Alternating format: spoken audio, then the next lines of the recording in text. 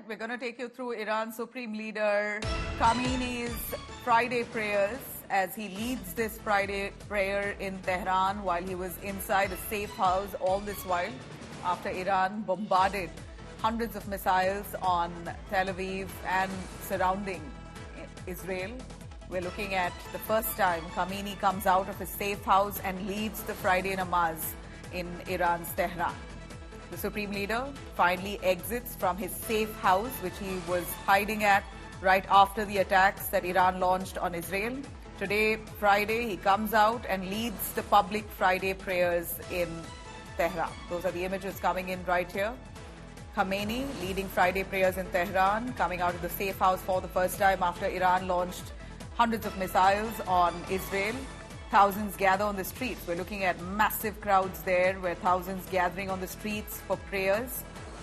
These are images coming in from Tehran, Iran. We're looking at Tehran coming together and are all set to pray their namaz with Khamenei, the Supreme Leader himself, leading the Friday namaz. This time, for the first time, he's seen outside his safe house. Emily Botball, journalist, joining us live from Israel, Tel Aviv. Emily, we see that Khamenei, the Supreme Leader of Iran, has for the first time exited his safe house, and he's now leading the Friday namaz. It's also today a day where they're going to carry out the funeral of Hezbollah chief after he was killed. Nasrallah's funeral is going to be happening today as well. We're looking at Iran moving about as normal, while there's still suspense on whether or not Israel is going to launch a retaliatory attack against Iran. Do we know of any of that? I am here in Tel Aviv as Israelis around me continue to celebrate the Jewish New Year.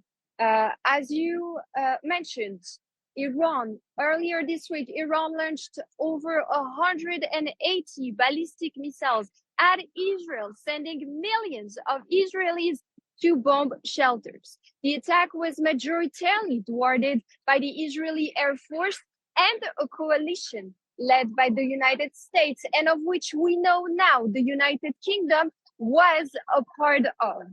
In terms of retaliation, we know that there are discussions between Israel and the United States as to what sorts of response and what form the response will be taking.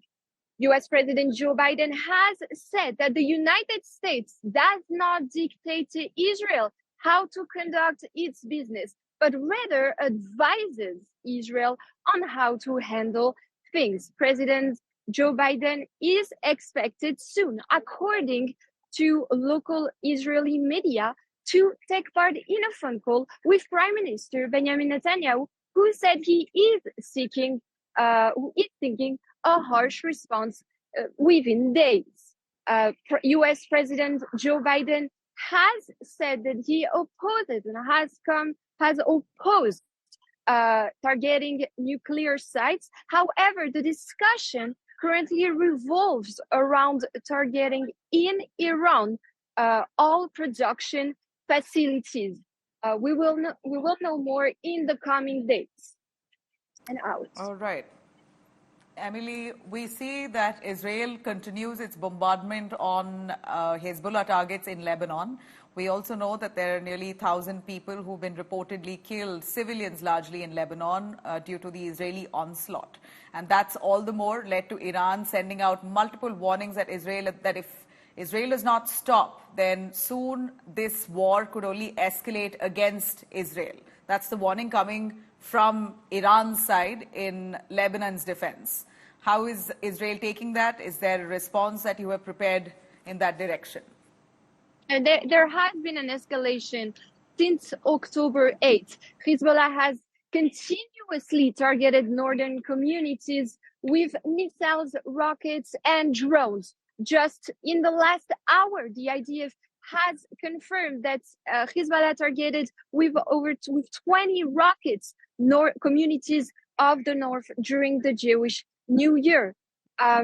We know also that Israel has confirmed that exactly nearly a week after Israel targeted and eliminated Hezbollah's chief, Hassan Nasrallah, Israel has targeted his presumed and apparent heir in meetings with other Hezbollah terror operatives in Beirut. Over the past 24 hours, Israel has been targeted on many, many fronts. Overnight, the IDF has intercepted a hostile aircraft coming, it said, from the east, which is a reference to Iran-backed groups attacking Israel from Iraq. Also, overnight, Israel eliminated Hamas's the head of Hamas's local network in Tulkarem, Samaria, along with other Hamas operatives, terror operatives who were planning an imminent attack. So there has been an escalation since October 8th, and we are learning of things as they go. Right. Emily, thank you very much for joining us with those details.